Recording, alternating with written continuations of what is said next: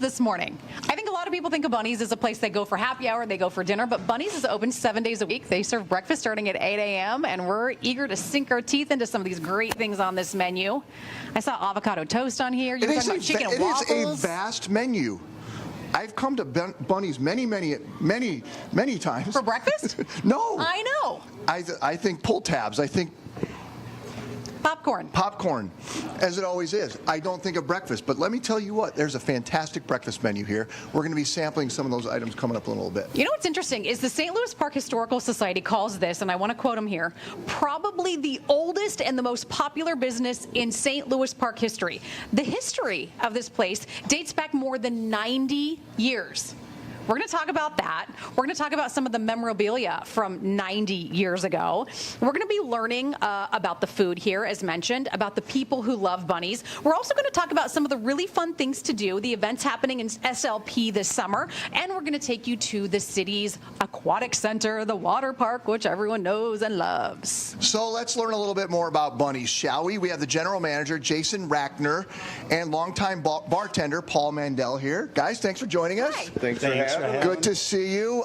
Jason, tell me a little bit about the history of Bunny's. I had no idea it's been around this long. Yeah, so I was originally under the impression that we were a speakeasy during Prohibition and became a bar. But talking to the original family that owned Bunny's, we're a bar that actually got shut down by Prohibition. Oh, interesting. Became a speakeasy and then turned into a bar again. So we've got a couple pieces of memorabilia. One of them is this lovely bar napkin that we got, and it kind of showcases that we've been doing this maybe a little longer than we legally have been supposed to. Yeah, 1931. How did the name Bunny's come to be?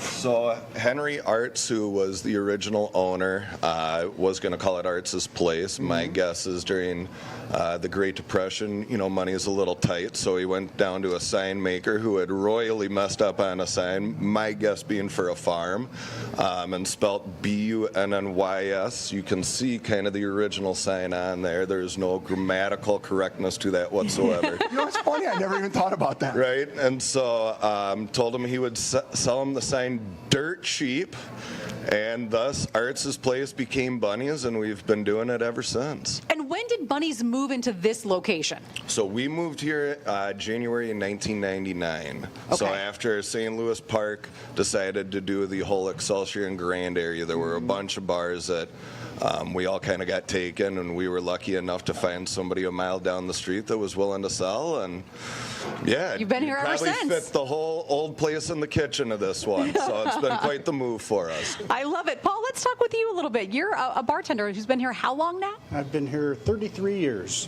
What keeps you? 92. Family-owned and operated business. I was actually a customer of Bunny's before I became an employee. I've known Gary, the owner, for probably 40 years now, and I just enjoy the atmosphere of working for a family-owned and operated business. I would imagine the people that come in here start to feel like family too, especially at the bar. I mean, that's where people talk and tell you all their problems. Absolutely. We are lucky we have a huge regular customer base. You see familiar faces every day. You get to know people, you get to know about their families and everything else. So it's really kind of a great job to have. And I hear that you do more than just serve up a cocktail or two or some beer. I hear you have some influence when it comes to what comes out of the kitchen. Well, I used to run the kitchen way back in the day. I was a co-kitchen manager for quite a while, and then I took the reins by myself. I gave it up when I turned 52 because it's a young man's game. Yeah, it's tough back there. Now I'm 62, so I'm not the young man anymore. But we used to, the one thing that I do like about the place is you don't have the control of a corporate place, and when you're running the kitchen, you're able to do specials and stuff like that. You don't have to go through hoops and bounds to do things, and so you can be very creative. So over the years, we ran all sorts of specials. And one of them is something that's stuck on the menu. One of them started as a sandwich for a Christmas party that we had for the employees. And this was back when Dante Culpepper was a quarterback for the Minnesota Vikings. And I came up with this sandwich, which we called the Dante's Inferno. And I whipped it up and served it to all my coworkers, and everybody loved it so much it ended up on the menu. What's the secret sauce on it? Isn't it like this spicy? It's a jalapeno mayo. And it's a fairly simple sauce to make, but it's quite delicious. So is it Minnesota hot or is it hot? It's Minnesota hot. Okay. Yeah. Just You can spice checking. it. Want to know where the baseline is? You can put some jalapeno peppers on there if you want. Right? Yeah. Oh yeah, you can spice it It'll up. sneak up on you if you woof it down too quick. Yeah. But it's nothing that's going to burn you. We got some buffalo sauce for that and some other things, some ghost pepper cheese if you really want to kick things up. Safety first, right? Safety first. So tell us a little bit about the breakfast. Have you guys had breakfast all along?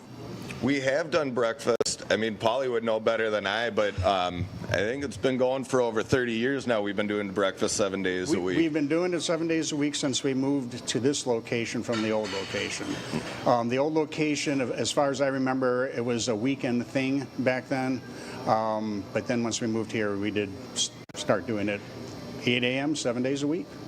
So we offer some great things. There's some early bird specials on there from 8 to 10 for anybody that wants to get up early enough. Comes with your cup of coffee. So I like to say there's a lot of fast food places that can't beat these prices Right? on those early It bird is, specials. really affordable. There's some things on here for like $5. Yeah, half an eggs Benny for $8 comes with hash browns and a cup of coffee. I mean, that's not a bad deal to start your day off. Jason, I'm curious, what do you hear from people who come here and why they keep coming back? I mean, my husband and his crew, they're firefighters, are in here all the time, and I know what they love about it. What do you hear from people about this place?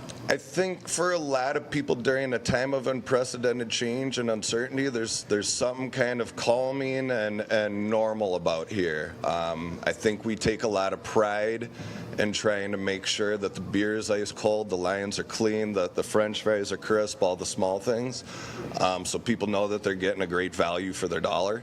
But I think at the end of the day, it's people like Paulie and a lot of our employees that have been around for 20 plus years that we could get to know, luckily 3-4 generations of the same family.